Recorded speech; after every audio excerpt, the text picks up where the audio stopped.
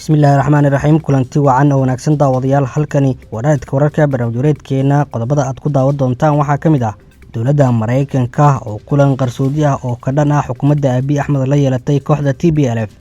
Dagaalo xooggan oo ka socda deegaanada Amxaarada, Canfarta iyo Oromada. Wararkii ugu dambeeyay dagaalada ayaan idiin soo gudbin doonaa. Ra'iisul Wasaaraha dalka Itoobiya Abiy Ahmed oo si kumeel gaar ah xilkiisa ugu wareejiyay ku-xigeenkiisa.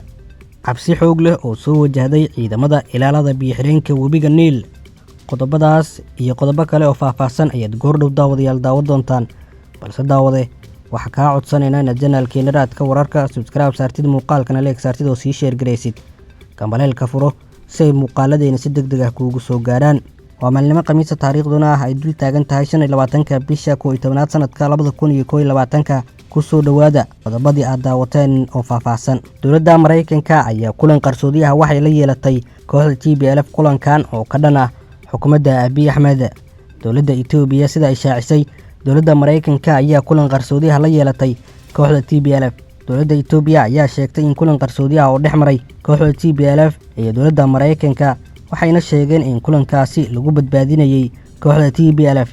kulankan ayay sidoo kale waxay sheegeen in oo dhexmaray xubno ka tirsan TPLF iyo diblomaasiyiin ka soo jeeda dalalka reer galbeedka oo Mareykanka horboodayo. Waxay sheegeen in kulankan looga soo horjeeday xukuumadda Abiy Ahmed.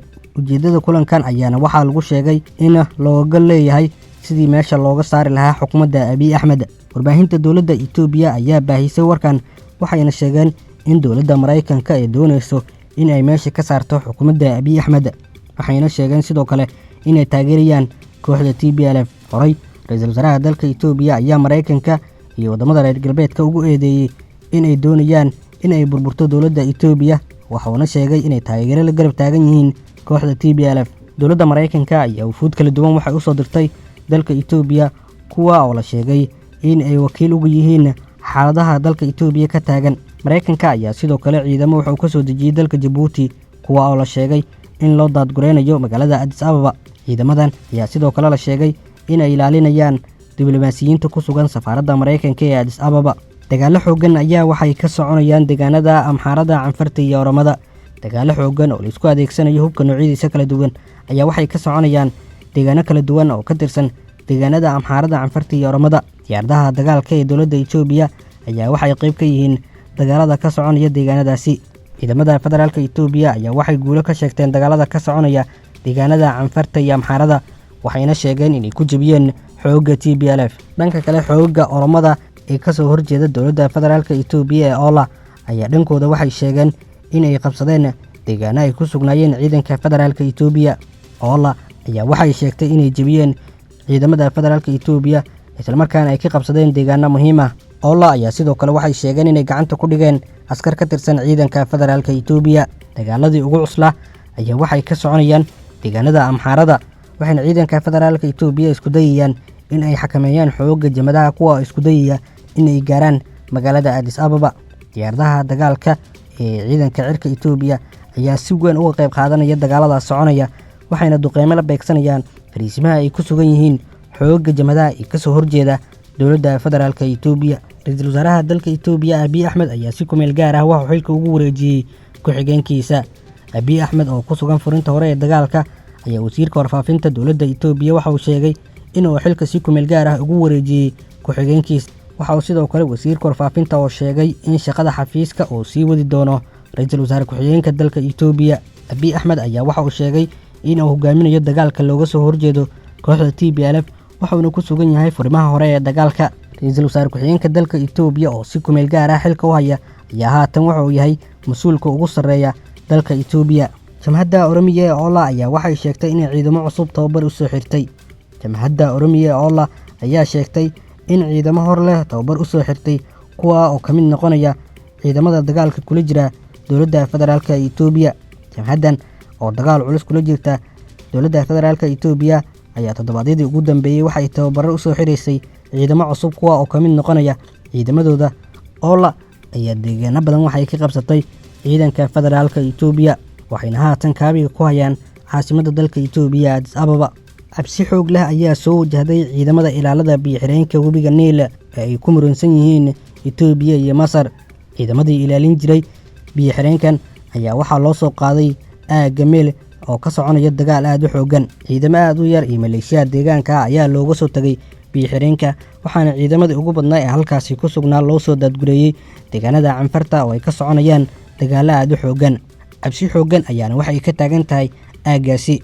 Ciidamada dowladda Masar ayaa laga cabsi qabaa in ay weerar ku soo qaadaan fariisinka ay ku sugan yihiin ciidamadan aad ku yar ee ka tirsan kuwa federaalka Itoobiya. Sidoo kale ciidamada jamhadda Bishinguliga ee la dagaalama ciidamada dowladda federaalka Itoobiya ayaa la sheegay inay dhaqdhaqaaqyo ka wadaan aaggaasi. Ciidamadan ayayna wararku waxay sheegayaan inay dhaqdhaqaaqyo bilaabeen kadib markii ciidamadii ugu badnaa ay halkaasi iskaga soo tageen. Ciidamada jamhadda Bishinguliga ayaa dagaal culus waxa ay kula jiraan ciidanka federaalka Itoobiya, waxayna ka dagaalamaan deegaanada Bishinguli Gumus. Dhinaca kalena hogaaminta xisbiga barwaaqo ee deegaanka Bishinguli Gumus ayaa waxa ay sheegeen in ay ka qaybgalayaan dagaalada ka soconaya dalka Itoobiya. Madaxweynaha deegaankaas ayaa waxa uu go'aamiyey inay iska xaadiriyaan furinta dagaalka, waxayna sheegeen inay u hoggaansamayaan amarkii ra'iisul wasaaraha dalka Itoobiya Abiy Ahmed. Xisbiga dhaqdhaqaaqa Oromiya ayaa ka hadlay xaaladda dalka Itoobiya. Xisbigan oo war-saxaafadeed ka soo saaray xaaladda dalka Itoobiya ayaa ugu baaqay dowladda federaalka Itoobiya inay sii deyso maxaabiista ku xiran xabsiyada. Waxay sidoo kale ugu baaqeen dhinacyada ku dagaalamaya dalka Itoobiya in la sameeyo xabad joojin si loo dhiso dowlad ku meel gaar ah. Xisbigan ayaa waxaa ka mid ah hogaamiyayaal sarsare kuwa u xiran dowladda federaalka Itoobiya, waxayna dowladda federaalka Itoobiya ugu baaqeen inay si degdeg ah u soo deyso hogaamiyayaasha ka tirsan xisbigan. Wasiirka maaliyadda Itoobiya Axmed Shide oo dagaalka waqooyi ka hadlay ayaa sheegay inuu yahay mid lagu badbaadinayo jiritaanka dalka Itoobiya. Axmed Shide waxa uu hogaaminta ugu baaqay inay furmaha tagaan oo ay militariga garab siiyaan shacabka, ganacsatada iyo qaybaha kala duwan ee bulshada. Ayuu waxa uu soo jeediyey inay kacaan oo ay ka qayb qaataan dagaalka lagu badbaadinayo dalka Itoobiya. Sidoo kale Axmed Shide ayaa waxa uu sheegay in kooxda TPLF la soo afjari doono soo socda, wuxuuna qaybaha kala duwan ee bulshada ugu baaqay inay garab istaagaan ciidanka federaalka Itoobiya.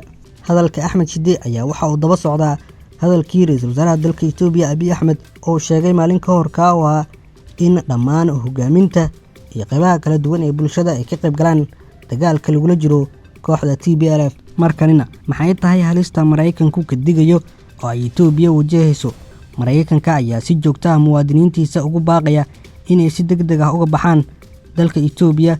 11kii maalin ee la soo dhaafay 7 jeer ayay digniintan soo jeediyeen Mareykanka. Mararka qaar waxay sheegeen in diyaaradaha la waayi karo, xilliyada qaarna waxay ka digayeen in amnigu xumaan doono oo uusan sidan sii ahaan doonin.